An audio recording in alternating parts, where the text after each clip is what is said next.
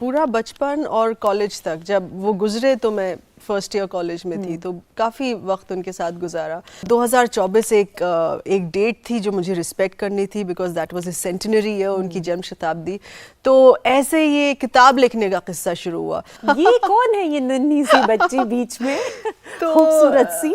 बीच में तो आप पहचान गई, बम्बई नाना, तलत नाना, और नीचे बच्ची मैं हूँ। हाँ। ये 1992 की बात होगी, तो अच्छा। मैं 11-12 साल की। साथ में मेरी मम्मी है और मेरे भाई हैं, मेरे बड़े भाई समर। और ये इसलिए इतनी ख़ास मेमोरी है कि जिस हफ्ते जिस दिन उनको पद्म भूषण दिया गया भारत सरकार की तरफ से, ये दिल्ली में ही खींची थी उनके होटल में। अच्छा। तो उसके अगले दिन हम उनसे मिलने गए थे। हाँ। It was a huge celebration Padma Bhushan मिलना। और उस वक्त 1992 की बात करें, हाँ, गायकों में से सिर्फ लता मंगेशकर जी को पद्मा दिया गया था, और ये दूसरे गायक थे, मतलब फर्स्ट मेल सिंगर कहा जाए, जिनको पद्म भूषण दिया गया। दूरदर्शन उनका पद्म भूषण सेलिब्रेट करने के लिए सोने की चिड़िया दिखा रहा था टीवी पे। अरे वाह। तो हमने उनके साथ बैठ के सोने की चिड़िया, बताइए, सोने की है? चिड़िया एक फिल्म है जो 1950s में बनी, और 1992 में हम उनके साथ बैठ के सोने की चिड़िया देख रहे थे। और वो सब बिहाइंड द सीन्स मेमोरीज की बात कर रहे थे कि नूतन जी के साथ कैसे शूट हुआ। एक किस्सा उन्होंने बताया कि मुझे डांस नहीं करना आता था, तो नूतन जी हंसने लगी, तो बोला, अरे तलत, तुम बस मेरा हाथ पकड़ो और हम कर लेंगे डांस, तुम मत घबराओ। और फिर उनका बलराज साहनी साहब के साथ जब उन्होंने, he saw him in action in front of the camera and how he was acting, and he said it was such a lesson, it was such a master class to watch him, you no.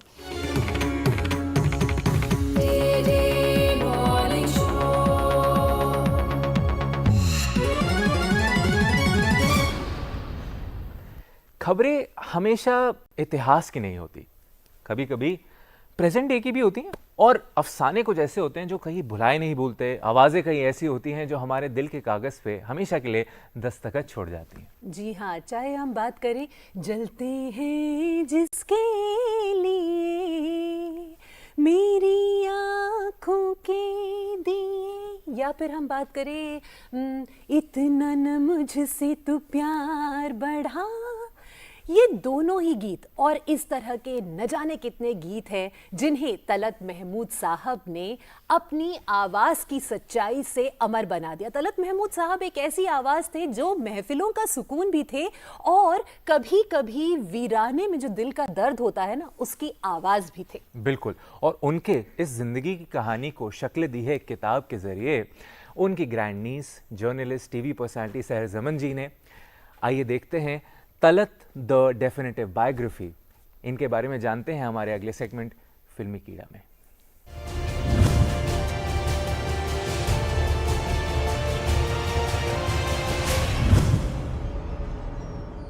बहुत बहुत स्वागत है आप सभी का फिल्मी कीड़ा में।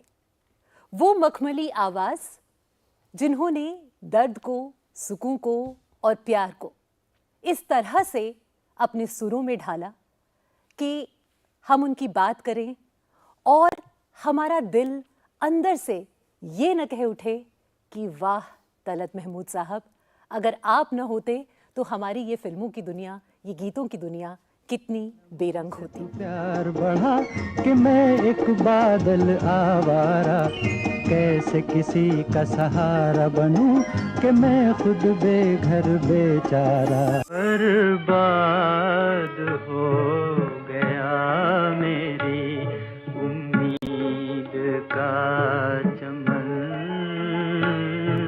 उम्मीद का चमन। एक एक हर्फ जबी पर उभर आया होगा, होके मजबूर मुझे उसने बुलाया होगा, होके मजबूर मुझे। आज हम तलत महमूद साहब को मना रहे हैं फिल्मी कीड़ा में, और आज हम बात करेंगे एक बेहद खास मेहमान से जो एक जर्नलिस्ट रही हैं, साथ ही जिन्होंने तलत महमूद साहब की बायोग्राफी लिखी है, Talat Mahmood the definitive biography. मिलेंगी न अब तेरी बहुत बहुत स्वागत करते हैं सहर जमाजी का। सहर जी, बहुत बहुत स्वागत है फिल्मी कीड़ा में। थैंक यू सत्या, मुझे यहाँ आके बहुत खुशी हो रही है। Thank you for the invitation. आपका खूबसूरत अंदाज और आपका ये खूबसूरत सेट, सब कुछ बहुत अच्छा लग रहा है। और आपने इतनी खूबसूरत किताब लिखी है और मैं सच कहूँ तो ये एक ऐसी किताब थी जिसके लिए जितने तलत साहब के फैंस हैं वो बहुत समय से प्रतीक्षारत थे, बहुत समय से उसका इंतजार कर रहे थे जी। और जब ये किताब आई, हमारा देश 100वीं उनकी एक तरह से वर्षगांठ मना रहा था और तब आपने ये किताब लिखी। जी, तलत बिल्कुल। महमूद साहब आपके बम्बई नाना है ना, आप उनकी ग्रैंड नीस है जी। कैसे इस किताब के बारे में आपने सोचा, कैसे कंसेप्चुलाइज किया और क्यों आपने सोचा कि ये सही समय है कि उनके जीवन को, उनके काम को तो है ही, लेकिन वो जो एक इंसान थे उसे भी इस किताब के जरिए लोगों के सामने लेकर आना है? 2022 में मुझे ये ख्याल आया कि अभी मेरे पास 2 साल बचे हैं उनकी जन्म शताब्दी 2024 में आने तक, और अगर मुझे उन पे किताब लिखना है तो यही एक सही वक्त है, क्योंकि 2 साल में रिसर्च था, लिखना था, और मैंने जो पाथ लिया कि इसको सेल्फ पब्लिश करें, क्योंकि सेल्फ पब्लिश में बहुत ज़्यादा इंडिपेंडेंस होती है। You don't need to keep contractual deadlines और for the publisher and all. तो उस तरीके की इंडिपेंडेंस की, जिस तरीके से मुझे, जिस स्टाइल से लिखना था, जिस क्रोनोलॉजिकल ऑर्डर में लिखना था, जितने वर्ड्स का लिमिट, अगर आप एक पब्लिशर में जाएं तो वो 60,000 तक रुक जाते हैं। मेरी किताब तकरीबन 90,000 शब्द की है, और कैसे मुझे उसको पब्लिसाइज और प्रमोट करना था, उसको डिज़ाइन करना था। घर में फैमिली एल्बम में इतनी सारी फ़ोटोग्राफ्स थी, उनको मैंने फिर डिजिटाइज़ किया, क्लीन अप किया, किस तरीके से पूरी तैयारी हो किताब की, और फिर फाइनली ऑफ कोर्स कहानी लिखने की जो समय लगता है। तो ये सब हिसाब किताब मैंने रखा कि 1-1.5 साल में हो जाएगा और फिर मेरा प्रमोशनल प्लान फिर शुरू हो जाएगा। तो उस तरीके से 2024 एक डेट थी जो मुझे रिस्पेक्ट करनी थी, because that was a centenary year, उनकी जन्म शताब्दी। तो ऐसे ये किताब लिखने का किस्सा शुरू हुआ। मगर उनके बारे में जो बातें थी, उनकी जो रिसर्च थी, वो मेरे जहन में काफ़ी सालों से थी, क्योंकि मैंने एक ट्रिब्यूट कॉन्सर्ट उनके नाम शुरू किया था, जिसका जश्न तलत जी। बहुत हमने दिल्ली में, बॉम्बे, हैदराबाद, लखनऊ, सब जगह कॉन्सर्ट्स, कलकत्ता में भी किए हैं। तो उसका सिलसिला तो 2017-2018 से शुरू हो चुका था, मगर किताब लिखने का सिलसिला, वो actually getting down to writing it, वो 2022 में शुरू हुआ, ताकि 24 तक सब तैयार हो जाए। देखिए, वो आपके बम्बई नाना थे, बचपन से ही आपको उनसे बड़ा प्रेम रहा है ना, तो शायद वो एक नेचुरल चॉइस रही होगी कि आप तलत साहब की बायोग्राफी लिखें। लेकिन अगर वो आपके बम्बई नाना ना होते, तब भी तलत साहब के पूरे काम में या फिर उनकी पूरी पर्सनालिटी में वो कौन सी एक ऐसी बात थी जो आपको इस चीज़ के लिए प्रेरित करती कि फिर भी आप उनकी बायोग्राफी लिखती? देखिए, अगर जहाँ तक जश्न तलत कॉन्सर्ट शुरू करने का सवाल था, वो एक नेचुरल चॉइस थी, because it was a very emotional decision. मैं चाहती थी that I give back to the legacy and I feel so proud. इतना मुझे गर्व है इस बात का। किताब मैंने एक नातन के तौर भी लिखी और एक पत्रकार के तौर भी लिखी। आई वुड से मैंने बहुत स्ट्रिक्ट रूल्स फॉलो किए इन टर्म्स ऑफ अपने सब्जेक्ट से थोड़ा डिस्टेंस रखना, और सब कुछ सच बताना, पूरा 360 डिग्री व्यू डालना उस पर। तो मैं कहूँगी किताब ज़्यादा एक पत्रकार के तौर पे मैंने लिखी, और एज अ जर्नलिस्ट मुझे उनकी एक पर्सनालिटी की इतनी बात ज़बरदस्त लगी कि देखिए, आप उनकी आवाज़ सुनते हैं, उनकी खूबसूरत मुस्कुराती शक्ल देखते हैं, आपको लगता है सो स्वीट, चार्मिंग, आवाज़ में इतने जेंटल, इतने खामोश मिजाज, मगर उनके पर्सनालिटी में एक रिबेलियस स्ट्रीक था। जिस तरीके से उन्होंने डिसाइड किया कि मैं गायक बनूंगा, जिस तरीके से उन्होंने डिसाइड किया कि मैं अपने फैमिली लाइफ पार्टनर सेलेक्ट करूंगा, उनके पर्सनल लाइफ में पर्सनालिटी में स्ट्रीक था, और प्रोफेशनल लाइफ में मुझे एक बहुत ही ज़बरदस्त चीज़ लगी कि वो एक एडवेंचरर थे। वेरी एडवेंचरस स्पिरिट, क्योंकि वो एक पहले गायक थे हिंदुस्तान से जिन्होंने world tours, global Frank Sinatra concerts, of, Frank India Sinatra of कहते थे, इंडिया, बिल्कुल। जी। मगर वो पहले गायक थे जिन्होंने 1956 में पहला ग्लोबल टूर किया, और उनको देखते उनके दोस्त लता जी और मुकेश जी ने ग्लोबल कॉन्सर्ट शुरू किए। नहीं तो हिंदुस्तान से प्लेबैक सिंगर्स पहले नहीं जाते थे ग्लोबल कॉन्सर्ट्स करने। तो वो एक एडवेंचरस स्पिरिट मुझे बहुत ज़बरदस्त लगी। उनकी आवाज़ सुन के सोच सकते हैं कि वो एक वॉरियर क्रूसीडर काइंड ऑफ पर्सन है, बिकॉज उनका प्लेबैक सिंगर्स के रॉयल्टी राइट्स में बहुत एक अहम रोल रहा है। आजकल लोग उसकी बात नहीं करते हैं, मगर जब उन्होंने एक ऑफिशियल कैपेसिटी में उनकी एक पोजीशन थी of being the secretary of the playback singers association, तब उन्होंने पहली बार पूरे फिल्म इंडस्ट्री के लिए ये एक मुहिम खड़ी की थी जिसमें सारे गायक जुड़ गए। सबसे पहले उनके साथ खड़े हुए लता जी और मुकेश जी, उनके दोस्त, फिर बाकी सारे फिल्म के सारे गायक खड़े हो गए एक 3 महीने का प्रोटेस्ट करने कि गाने नहीं गाए जब तक फिल्म मेकर्स, डायरेक्टर्स, प्रोड्यूसर्स इस बात तक नहीं आ जाएं कि प्लेबैक सिंगर्स की रॉयल्टी राइट्स होना ज़रूरी है। वो प्रोटेस्ट तो 3 महीने तक चला, फिर बाद में फिजल आउट हो गया, मगर वो पहला कदम उन्होंने उठाया। जी बिल्कुल। बचपन की यादें हैं कुछ, जब आप बम्बई नाना के पास बम्बई जाया करती थी आप, आपके भाई बहन, जी। कैसे थे वो? मतलब समय दे पाते थे आप लोगों को? कैसा था उनका पूरा मिजाज जब आप बच्चे वहां पर उनको घेर कर बैठ जाते थे? कभी गाने वाने भी सुनते थे उनसे? पूरा बचपन और कॉलेज तक, जब वो गुजरे तो मैं फर्स्ट ईयर कॉलेज में थी, तो काफ़ी वक्त उनके साथ गुजारा। मगर जिस तरीके के उनके जो गज़ल का मूड है और ज़्यादातर गानों का मूड है जो ब्लू मूड कहा जाता है, वो उससे बिल्कुल परे थे। अच्छा। ही वॉज सो लाइवली, इतने हंसमुख और जानदार इंसान, हंसी मजाक कर रहे हैं, चुटकियाँ ले रहे हैं हर बात पे। और जैसे मेरी वालदा, मेरी मम्मी शेयर करती हैं कि वो इतने ज़्यादा खुश मिजाज और जानदार इंसान थे कि कोई उनके गानों सुन के सोच ही नहीं सकता था कि वो इस तरीके का इमोशन निकाल के लाते हैं अपने गानों में। उनके साथ बैठ के उनके करियर की बात जैसे मैं एक पत्रकार की तरह बात करूं, वो तो कभी हो नहीं पाई, but I saw a very special and exclusive side to his personality जो किसी को ना पता हो। शुरुआती करियर की अगर उनकी बात करें जी, तो बहुत जल्दी एक तरह से उनके करियर की शुरुआत हो गई। Yes. मेरे ख्याल से 17 साल से भी कम की उम्र रही होगी जब उन्होंने AIR में रिकॉर्डिंग करना स्टार्ट किया।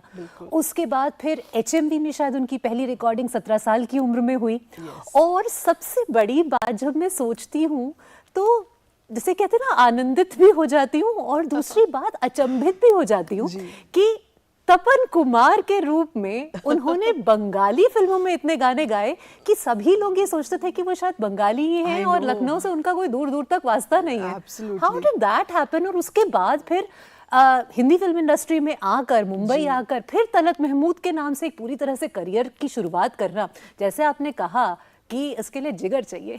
बिल्कुल, मतलब इसके लिए जिगर चाहिए, हिम्मत चाहिए, एडवेंचरस स्पिरिट चाहिए, एंड बिल्कुल स्ट्रीमलाइन फोकस। देश की जो हमारी कहानी है, पूरा the creation of India and the independence, partition and the establishing a new nation, उनकी जिंदगी ऐसे टाइमलाइन पे बैठी हुई है that it moves along the creation of the country and the success and evolution of a new country. घर में कुछ स्कर्मिशेस थे, वालिद साहब ने कुछ बातें मानी, उनको गायकी सिखाई, मास्टर जी घर पे बुलाया, उनको म्यूज़िक एजुकेशन कंप्लीट किया क्योंकि उन्होंने बोला मैं और कोई पढ़ाई नहीं करना चाहता। तो उनके मंजूर महमूद साहब, मेरे जो परनाना थे, उन्होंने कहा ऐसे कैसे हो सकता है, हमारे ख़ानदान में सब पढ़ाई करते हैं, तुम पढ़ाई नहीं छोड़ सकते। तो चलो ठीक है, मैं अपना बैचलर्स म्यूज़िक में ही करता हूँ। तो उन्हीं के घर के पास लखनऊ में भाटखंडे विश्वविद्यालय, म्यूज़िक विश्वविद्यालय, वहाँ से उन्होंने बैचलर्स किया। तो उस हद तक काफ़ी सपोर्ट था कि फाइनेंशियली एजुकेशन में सपोर्ट करें, मगर उसके बाद उन्होंने कहा कि भाई तुम इससे कमा नहीं सकते, कमर्शियल फीस अपनी तुम नहीं ले सकते, बिकॉज हमारे ख़ानदान में बहुत इनकरेजमेंट था। हमारे मुशायरे की बैठक होती थी हमारे घर में, गज़लों की बैठक होती थी, तो हम लोग आर्टिस्ट को, सिंगर्स को एज पेट्रन्स इनकरेज करते थे। उनकी फूफो, उनकी बुआ का भी बड़ा हाथ था इसमें। जी, महलिका बेगम, बिल्कुल सही फरमाया आपने। उनकी जो फूफी थी महलिका बेगम, उनका ये बड़ा हाथ था कि वो अपने भाई को, तलत महमूद के फादर को मनाती रहीं कि बच्चे को सपोर्ट करो, हाँ। कर लो सपोर्ट बच्चे को, इसमें खास talent बच्चे है इसमें ना? टैलेंट है। हाँ। तो वो उनका बहुत एक अहम हिस्सा था। बट कमर्शियल फीस कमाने से वालिद साहब बहुत नाराज थे। तो जैसे आपने कहा, छुप छुप के पहले शुरुआत की। ऑल इंडिया रेडियो लखनऊ शुरू हुआ था उस टाइम, लेट 1930s में। उस वक्त उनकी उम्र कुछ 16-17 साल की थी। तो जाके उन्होंने टेस्ट किया कि उनकी आवाज़ माइक में कैसे साउंड करेगी, म्यूजिशियन तबला हारमोनियम के साथ बैठेगी कैसे, इन सिंक तालमेल कैसे होगा, वो प्रैक्टिस हुआ। तो उनकी रिकॉर्डिंग्स AIR में शुरू हो गई और शुरू से ही वो हमेशा सक्सेसफुल और मशहूर हो गए। तो वो छुप नहीं पाया। हाँ। लेकिन फिर बाद में एक ऐसा दौर भी आया जब वो खुद जब सुनते थे उनके गाने AIR पे बजते हुए तो बड़ा गर्व भी महसूस करते थे। सड़क पे रोक के बोलते थे, हाँ, मेरा ये मेरा बच्चा है। मेरा बेटा गा रहा है। 1944 में उन्होंने अपनी पहली HMV की रिकॉर्डिंग की थी, तस्वीर जो गजल है। और तस्वीर से तो क्या रिश्ता रहा है उनका कि तस्वीर और तकदीर उनकी आपस में जुड़ी ही रही हमेशा। बिल्कुल। तस्वीर तेरी दिल मेरा बहला न सकेगी, तस्वीर तेरी दिल मेरा बहला न सकेगी, तस्वीर तेरी दिल मेरा बहला न सकेगी, ये तेरी तरह मुझसे। तो ये इतनी ब्लॉकबस्टर हुई कलकत्ता जब HMV की रिकॉर्डिंग हुई कि हमारा जो उस 1944 का जो यार्डस्टिक था कि एक हिट गाना या एक हिट गज़ल क्या होता है, 30,000 कॉपी बिक जाए ज़्यादा से ज़्यादा, तस्वीर की 1 लाख कॉपीज़ बिकी और बिल्कुल जैसे ब्लॉकबस्टर हिट हुआ। और क्योंकि हमारा entertainment industry, showbiz industry, film industry आज़ादी से पहले कलकत्ता में हुआ करता था पूरा। तो वहाँ पे पंकज मलिक साहब ने उनसे बोला कि भाई आपकी गज़लें तो चल पड़ी हैं और मगर आप कलकत्ता में रह रहे हैं तो अब आप बंगाली भी गाइए। तो उनका ये कैसे होगा, मेरी परवरिश, मेरी ज़िंदगी की तैयारी, गज़लें, शेर और शायरी, उर्दू लिटरेचर, पूरी तैयारी मेरी उर्दू में रही है। उस वक्त तो 20 साल के नौजवान ने एक शुरू के नए सिरे से एक नई भाषा सीखी, बंगाली। फिर बंगाली में वो इतने हिट हो गए कि पंकज मलिक ने बोला जब भी तुम बंगाली गाओ तुम तपन कुमार के नाम गाओ। रूपेर ওই প্রদীপ জেলে কি হবে তোমার, কাছে কেউ না এলে বার। पर बंगाल ने बहुत कुछ दिया, उनकी जो जीवन का प्रेम था वो भी बंगाल ने ही उन्हें दिया, कलकत्ता ने उन्हें दिया, जिसके लिए भी उन्होंने बहुत लड़ाई की, जैसे आपने भी थोड़ी देर पहले कहा। लेकिन फिर फाइनली जिसे उन्होंने चाहा, उन्होंने अपनी अर्धांगिनी के रूप में, अपनी जीवन साथी के रूप में उन्हें अपना ही लिया। जी बिल्कुल। हमारी नानी, बम्बई नानी, वो बंगाल की थी। हाँ। और वो भी एक आर्टिस्ट थी, उन्हीं के जैसे उनके वो जो प्रोडक्शन हाउस, जो बहुत बड़ा फिल्म प्रोडक्शन हाउस उन दोनों का होता था, न्यू थिएटर्स, जिसमें KL साइगल साहब, कन्नन देवी जी, ये सारे बड़े बड़े आर्टिस्ट उससे जुड़े हुए थे, उस पर काम करते थे। तो हमारी नानी भी एक छोटी उम्र में आर्टिस्ट थी, बट मुलाकात बाद में फिर न्यू थिएटर्स में हुई। फिर उन्होंने अपनी ही मनपसंद शादी की। तो उनकी जीवन की सबसे बड़ी चीज़ें, मतलब फर्स्ट फेम, उनका पहली शोहरत कलकत्ता में। हाँ। और उनकी लाइफ पार्टनर हमारी नानी कलकत्ता में। अच्छा, जब छोटे थे या कभी उनसे इस तरह से बातचीत की, अरे कैसा रहा आपका जो वो रोमांस वाला दौर था, वो कैसा था, कभी पूछा उनसे? क्या कोई जवाब दिया या बस यूं ही टाल दिया? वो दोनों हमेशा, आई मीन इट्स अमेजिंग, वो दे वर सो क्यूट, वो हमेशा शर्माते रहते थे। मतलब वो हंसना शुरू कर देते, दे वुड जैसे nervous giggles, that is it. बाकी चीज़ें तो मुझे अपनी उनकी जो बहन थी मेरी नानी, उनसे पता चला, लैला किदवाई से, और मेरी मम्मी से बाकी चीज़ें, और कुछ दूसरे फिल्म मैगजीन से रिसर्च करके वगैरह। तो इस किताब में बहुत ऐसी चीज़ें हैं जो सारे धागों को जोड़ती है, बिल्कुल, और जो बहुत नई बात लिखी है आपने किताब। Thank you, क्योंकि thank you. कहीं पर भी हम इंटरेस्ट नहीं लूज करते इसको। Wow, thank you Such so a much. beautifully written book. वो मैंने इस तरीके से लिखी है जो आपकी और हमारी जो टेलीविज़न ट्रेनिंग होती है कि जिस तरीके से हम बातचीत करते हैं, उस स्टाइल में लिखी है। जहाँ उनकी ये मखमली आवाज़ लोगों के दिलों में जगह बना रही थी, वहीं उनका जो चार्म था जी। स्क्रीन उससे भी नहीं बच पाया। Yes. माला सिन्हा जी के भी फेवरेट एक्टर्स में से रहे हैं, है ना? जी बिल्कुल। तो वो कैसा दौर था जब आपने किताब के लिए रिसर्च किया? तो ऐसी कौन सी बातें थी जो आपको खुद जब आप रिसर्च कर रही थी तो आपको लगा कि ये भी होता है, जैसे रेवलेशंस होते हैं ना कई बार? जी बिल्कुल। उनका एक्टिंग में बड़ी ही उल्टी कहानी है, बिकॉज यू नो जब भी कोई फिल्म इंडस्ट्री ज्वाइन करना चाहता है तो उनकी किसी की भी यू नो पहली ख्वाहिश होती है कि हम कैमरा के सामने आए, हम हीरो बन के आए फिल्मों के, और अगर नहीं सक्सेसफुल हुए तब हम कुछ और दूसरे आर्टिस्ट के तौर पे काम कर रहे हैं, सेट में प्रोड्यूसर डायरेक्टर बन के काम करें, बिहाइंड द सीन्स चले जाएं, मगर पहली कोशिश हमेशा एक्टिंग की होती है कि हीरो बन के आए।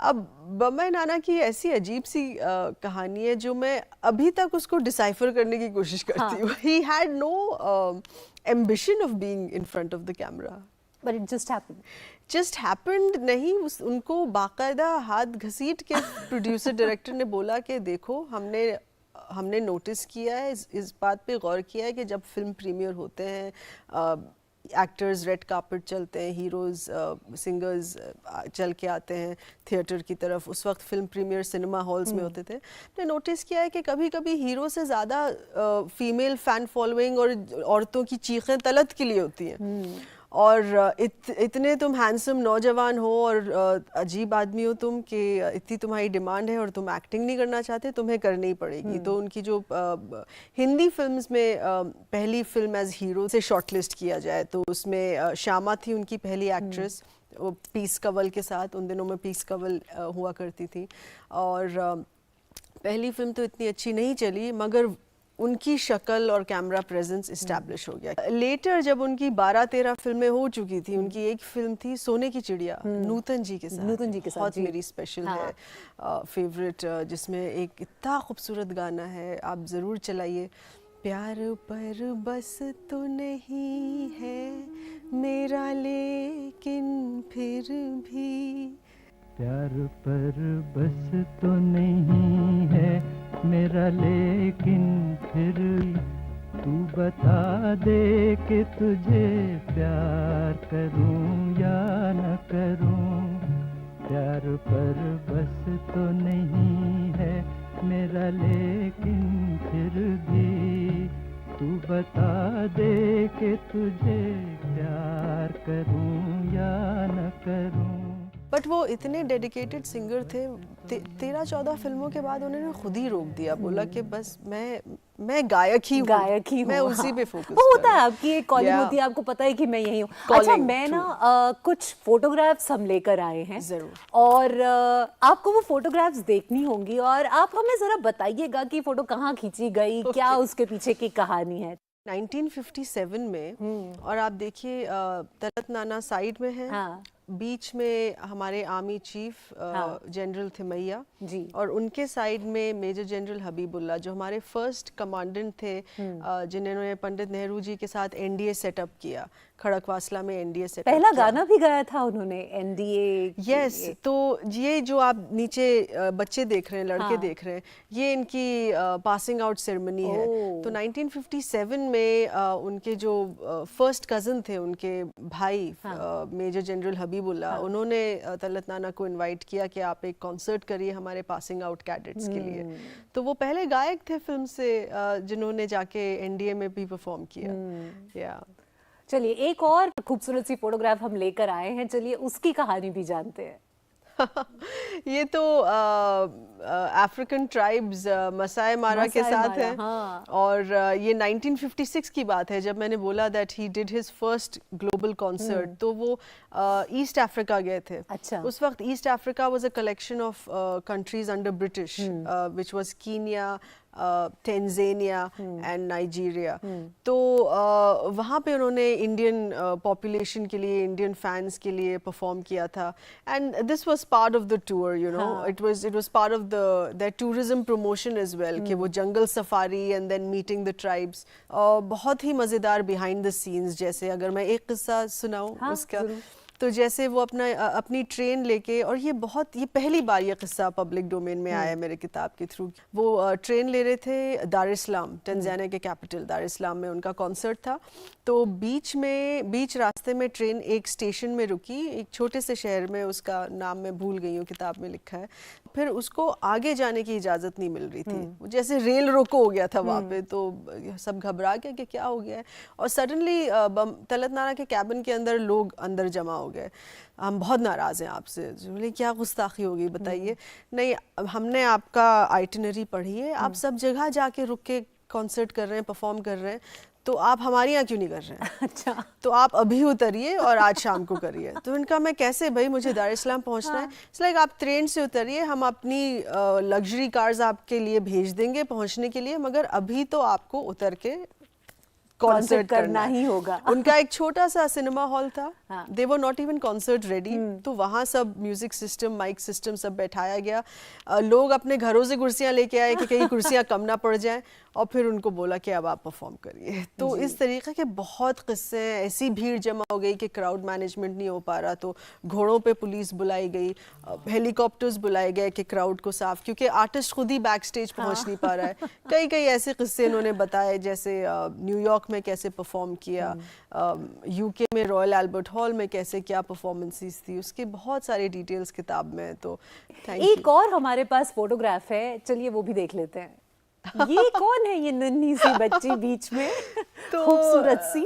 बीच में तो आप पहचान गई, बम्बई नाना, तलत नाना, और नीचे बच्ची मैं हूँ। हाँ। ये 1992 की बात होगी, तो अच्छा। मैं 11-12 साल की। साथ में मेरी मम्मी है और मेरे भाई हैं, मेरे बड़े भाई समर।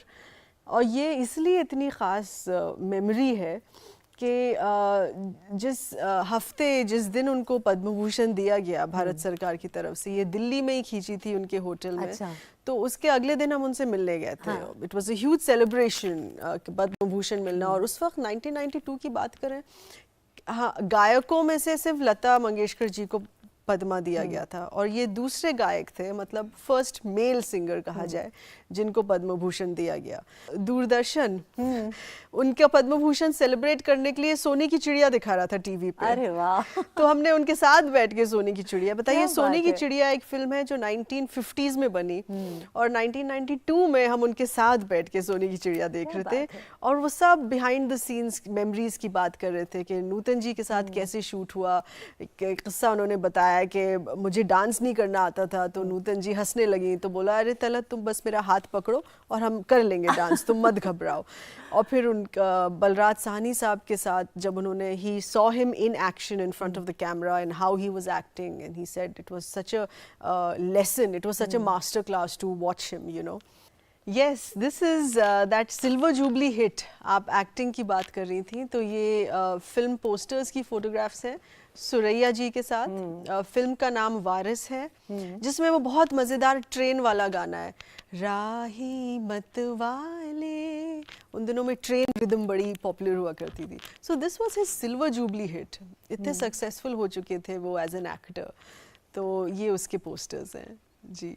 अरे वाह। ये उनके बहुत ही अजीज दोस्त मुकेश जी के साथ, they were the best of friends. Bombay नाना को बहुत ज़्यादा पसंद थे मुकेश जी। इनफैक्ट एक किस्सा किताब में भी लिखा है कि एक फिल्म आई थी मधुमती, बिमल रॉय और दिलीप कुमार जी की, विथ विजयंती माला जी। बहुत ही लैंडमार्क हिट थी। It was the first film to win 8 Filmfare awards. तो उन दिनों में दिलीप तलत की जोड़ी थी। जो भी फिल्म दिलीप साहब की होती थी वो उसके गाने तलत नाना गाते थे। तो उस वक्त मुकेश जी के जीवन में ऐसा एक लो फेस चल रहा था, जिसमें उनको ज़रूरत थी प्रोजेक्ट्स की और असाइनमेंट्स की। तो बम्बई नाना, तलत नाना ने बोला कि ये फिल्म तुम मुकेश को दे दो, उनको अभी ज़रूरत है इसकी। तो इसलिए आप सुनते हैं कि सारे गाने इसमें मुकेश जी के हैं। एक और ख़ास फोटोग्राफ, सब legends in one frame, Dilip साहब, तलत साहब जो उनकी आवाज़ थे, साथ में सायरा बानो जी। जी, तो ये 1980 की तस्वीर है 1980s में, जब उन्होंने गज़ल के साज उठाओ एक एल्बम रिलीज़ किया. It was known as the comeback of the king. Talat Mahmood का कमबैक गज़ल एल्बम, और वो लॉन्च करने उनके अजीज़ दोस्त दिलीप कुमार साहब आए, और उनकी बीवी सायरा बानो जी, सायरा बेगम जी जो मैं उनको बुलाती हूँ, मेरी उनसे भी बातचीत हुई थी. और वो हमें तो पता ही था ख़ानदान में कि दोनों कितने ख़ास दोस्त थे, दिलीप कुमार साहब और तलत नाना. But the value of the friendship मुझे और समझ में आई जब मैं सायरा बानो जी से बात करती थी. ये success of the comeback album, 1980s का जो एल्बम था वो इतना सक्सेसफुल हुआ कि वो टॉप ऑफ द चार्ट्स चला गया. बिल्कुल. और उनके साथ अब देखिए सब हमारे अगले जनरेशन के स्टार्स हैं, बट ये सब यंगस्टर्स थे. आलिशा चिनॉय दिख रही हैं, और साथ में भूपेन जी दिख रहे हैं. Yes. इतने साल बहुत से सभी के सभी. तलत अजीज साहब भी हैं जी, और जगजीत सिंह जी, चित्रा जी, अलीशा चिनॉय, ईला अरुण, ये सब नेक्स्ट जनरेशन स्टार्स थे. और ये सब आए एक साथ सेलिब्रेट करने the success of his comeback album. तो इस तस्वीर को देख के ऐसा लगता है कि एक जो मास्टर हैं या मेंटोर रहे हैं, he is handing over the baton to the next generation. कितनी खूबसूरत बात है ये कि केवल सिर्फ आप अपने लिए काम नहीं कर रहे हैं, you're also working and inspiring, you know, the generations the next to come. generation and working towards establishing that genre of ghazals जो उनके दिल के इतने करीब था कि हमारा जो नया देश बना था इंडिपेंडेंट इंडिया, गज़ल इंडस्ट्री को एक मार्केट और एक कमर्शियल वैल्यू देने का सबसे बड़ा हिस्सा इन तलत नाना का रहा है. उनके पूरे जीवन का एक और एस्पेक्ट जो मुझे बहुत भाता है वो ये है कि थे वो लखनऊ से, उन्होंने तपन कुमार के रूप में शुरुआत की बंगाल में, फिर वापस आए तलत महमूद के रूप में शुरुआत की मुंबई में, लेकिन उसके बाद फिर दक्षिण भारत का भी रुख किया, और तेलुगु सिनेमा में उन्होंने कितने खूबसूरत गीत गाए हैं. पी सुशीला जी जो लेजेंडरी सिंगर हैं, उन्होंने भी कहा और उन्होंने भी एक्नॉलेज किया कि उनके साथ काम करना वाज अ ट्रीट. और पीबी श्रीनिवास जी, वो भी मतलब बहुत इन्फ्लुएंशियल रहे उनके जीवन में. जी बिल्कुल. So he was a personality who was open to ideas, open to experiments and made friends everywhere. आप गाना सुनने टाइम आप नहीं कह सकते कि ये नॉन तेलुगु पर्सन. वही बात असमीज में है, भूपेन हजारिका जी के साथ जो डुएट गाया, वही बात मलयालम में है. 1970s में भारत श्रेष्ठ भारत की सही मिसाल है तलत साहब. तकरीबन 16 भाषा में उन्होंने गाने गाए और बहुत हिट किए. मराठी में जब उन्होंने गाना गाया, हमारे रमेश दियो जी के लिए भी गाना गाया, और उस साल उनको महाराष्ट्र सरकार की तरफ से Marathi singer of the year पुरस्कार दिया गया. So I think he was just really bindas and cool about doing new things and then doing them well. बिल्कुल. You know? ये जो बातचीत है, मुझे लगता है इसका सिलसिला मतलब बहुत बहुत बहुत समय तक जारी रह सकता है, लेकिन चलते चलते अगर कोई एक गीत हो जो आपका पर्सनल फेवरेट हो, जो आप डेडिकेट करना चाहती हैं तलत साहब को आज फिल्मी कीड़ा पर. शामे गम की कसम आज गमगी है हम, आ भी जा आज मेरे सनम. वाह, ब्यूटीफुल सॉन्ग. ब्यूटीफुल सच में. और एक गाना जो मेरे बहुत करीब था वो मेरे और करीब हो गया किताब लिखते वक्त, क्योंकि उसका जो अंतरा है उस गज़ल का, फिर वही शाम आपने सुना है, फिर वही शाम. तो उसमें एक स्टैंजा है जो इस तरीके से है जो मुझे पर्सनली बहुत हॉन्ट करता था. अब आप वो स्टैंजा सुनेंगी तो आप समझेंगी कि मुझे हॉन्ट क्यों करता था. जाने अब तुझसे मुलाकात कभी हो के ना हो, जो अधूरी रही वो बात कभी हो के ना हो.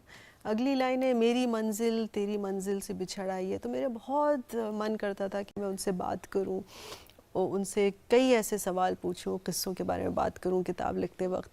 तो ये गज़ल आती रहती थी कि हमारी मंजिलें बिछड़ गई और मुलाकात नहीं हो पा रही. उनका एक गीत है लता जी के साथ, मुझे लगता है ये इसको समराइज कर सकते हैं. झुनझुन के ये प्यारे प्यारे गीत लिए. सच में इतने प्यारे गीत उन्होंने हमें दिए हैं. अमर हैं तलत साहब, अमर हैं उनके गीत। और एक बार फिर से आपका दिल से शुक्रिया कि आप यहाँ आज फिल्मी कीड़ा में आई और इतनी सारी खूबसूरत बातें उनके जीवन की हमारे साथ आपने शेयर की। थैंक यू वेरी मच सहर जी। थैंक यू सत्या जी, बहुत ही खूबसूरत हमारी गुफ्तगू, आपने फिर से यादें ताज़ा कर ली। और मेरी यही गुजारिश है कि और लोग किताब पढ़ें और किताब सुनते सुनते उनके गाने सुने, किताब पढ़ते पढ़ते उनके गाने सुने, तो एक बहुत ही खूबसूरत माहौल में आप चले जाएंगे। Thank you. न हो तेरी आरज़ू, तेरी जुस्तजू में बहार है, ये हवा ये रात ये चांद। जुदा मेरी मंजिल, जुदा तेरी राहें, मिलेंगी न अब तेरी मेरी निगाहें। मुझे तेरी दुनिया से है दूर जाना, न जी को जलाना, मुझे भूल जाना। हमको न कोई बुलाए, न कोई पलकें बिछाए, है गम के मारो मंजिल वही है, दम ये टूटे जहां। मुझे एक जगह आराम नहीं, रुक जाना मेरा काम नहीं, मेरा साथ कहाँ तक दोगी तुम, मैं देश विदेश का बंजारा। इतना न मुझसे तू प्यार बढ़ा कि मैं एक बादल आवारा, कैसे किसी का सहारा बनूं कि मैं खुद बेघर बेचारा। वाह, तलत साहब की आवाज़, उनके गीतों के द्वारा हमने प्यार महसूस किया, हमने दर्द महसूस किया।